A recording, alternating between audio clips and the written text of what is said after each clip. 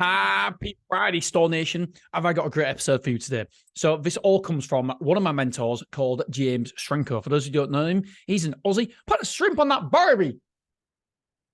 I'm sorry, James. I am very sorry. He's an awesome. That's exactly how he sounds. I'm joking. Oh my God. He is an absolute digital wizard. He really, really is. He's taught me many, many things. He's got a podcast called the James Schrenko Podcast, and it is a brilliant podcast. And I recommend well, if you're interested in business, you'll be interested in, well, it's about digital stuff most of the time. And Joey does it. Anyway, he's a good guy. And he's all about work-life balance. He's all about spending time with his kids. He's all about spending time with his wife. He's all about surfing. He's all about enjoying himself. But still, he makes 7 figures a year. And so anything James says, I sit up and listen to. And he's personally helped me create 6 figures of income with a software. Previously, when I had a podcast called The Betting Guy, created a software and it did really, really well. And at that time, I still need it, but I needed it because Willoughby, the storage branch, was just getting built out and I had bills to pay, and that came at a perfect time. Anyway, what did James say? James said something that, and by the way, I've actually interviewed James on my Motivated Entrepreneurs podcast. Right. He says, don't ever be single source dependent. Don't ever be single source dependent. Now, what on earth does that mean? That means that you should never have one person in your organization who is the only person to do a certain task. If that is the case, you are single source dependent, and that could break. Because let's say, for example, Angela is single. She's the only person who can do payroll. And Angela has, heaven forbid, God forbid, a terrible accident, or something gets wrong with her dogs or mom, a dad, whoever, whatever. She can't go to work tomorrow. She can't come to work. We're stuck. We are stuck. So you should never, because unfortunately in life, things happen. People leave jobs, people get ill, family members get ill, things happen. And so we should never, ever be single source dependent. Now, when I first set up in 2012, was it 2012? I think it was 2012. I was literally single source dependent on myself. I did everything. I cleaned the units. I did the marketing. I did the calls. I did the cleaning. You name it, I did it. It was only me. So I was single source dependent. And I recommend, if you're starting out, that that's what everybody should do. I was listening to this private equity firm, and he wanted to be the operational manager when he first started acquiring sites.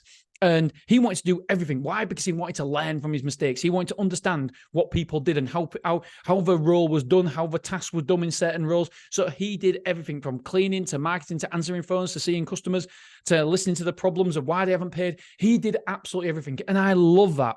And I recommend everybody should do that. But the problem is, so many people look at me now and look at me walking around Beverly with my headphones on, just listening all day and walking to the gym.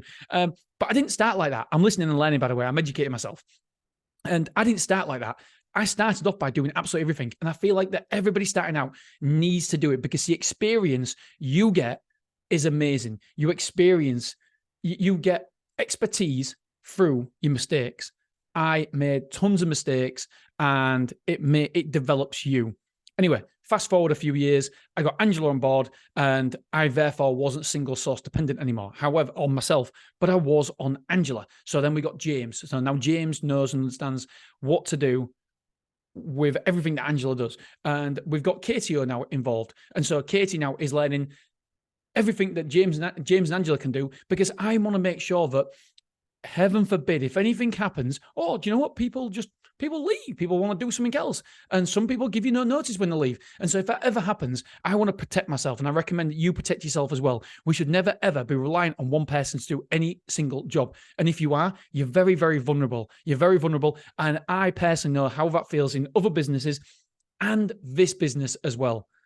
And so the first time we ever tested this was when Angela, I think she went away for 4 or 5 weeks to South Africa to see some family members out there. And I was like, holy crap, can we do everything? And it turns out that nothing was broken. However, there was some stretches in the systems where we thought, okay, we need some processes in place to protect us when this happens. So you really, really should be going through all your systems and procedures and processes to make sure that you're not relying on one person, that not just one person in your organization can do any one task. Because like I say, you're vulnerable if that happens. And I'm not saying that person will leave, but if they do, I would much rather know that whoever leaves, I'd be gutted. I'd be sad. I don't want to see anybody leave. But if they do, I know that Stormore can continue forward and it wouldn't impact the day-to-day running too much because there's other people can take that load and do that, that job. And we got systems and procedures built around that. So I really, really recommend you look at your business and say, am I single source dependent? That's your homework this weekend. Are you single source dependent? If you are, you need to do something about it. Because it's such a relief now that obviously you can't do it in the early days. You might have just one member of staff or whatever, one team member. You can't do it. But the aim should always be to get multiple team members who can do everything. I don't really want just 2 team members being able to do one task because heaven forbid if something happens to one and the other. And so now I want 3 people to do every single task in the business. And that goes for you as well. If you're the owner manager, I don't want to be the only person able to do something. However, sometimes it is the day-to-day running of it will be fine, but the aerial management of the business, there is only me who can do certain things. And I suppose one of my next things to do is, I don't know, when you get a certain size, do you want a CEO? Well, my coach basically says, oh God, this is going round and round in circles. This is not supposed to be a 3 or 4 minute podcast, right? My multiple business coaches have said to me, Dean, in your organization, you need somebody who has built a 20 to 50 million pound business. You haven't got that. You haven't got the expertise in-house. Your next, not next hire, but one of your next 5 hires needs to be a COO or a CEO who has been there and done it and built a 20 million pound business, because they will have experience that you don't have and my team don't have, because we've never built a 20 million pound business before. So we need help with somebody who's been there and done it. And we're not that position yet because we can't afford it. We ain't got the cash flow.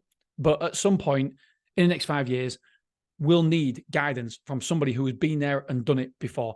And that is when I can take myself completely out of the day-to-day running and just be a board member, an investor. That's the idea. And a sounding board. Obviously, I want to be a part of whoever comes in is going to have to be okay with the fact that you're going to have me involved a lot. But the business won't be single source dependent on me. There'll be other people being able to do everything I do. And so therefore, whatever happens to me, Stormore will keep chucking away. Anyway, I don't know if this podcast was beneficial to everybody, but hopefully you see where I'm thinking and where what I'm trying to do is grow a more stable business, because I want to grow a big business. And to grow a big business, in order to do that, you need the foundations to be secure, cemented, strong, tough, and being able to support the infrastructure of the business and the organizational chart, etc.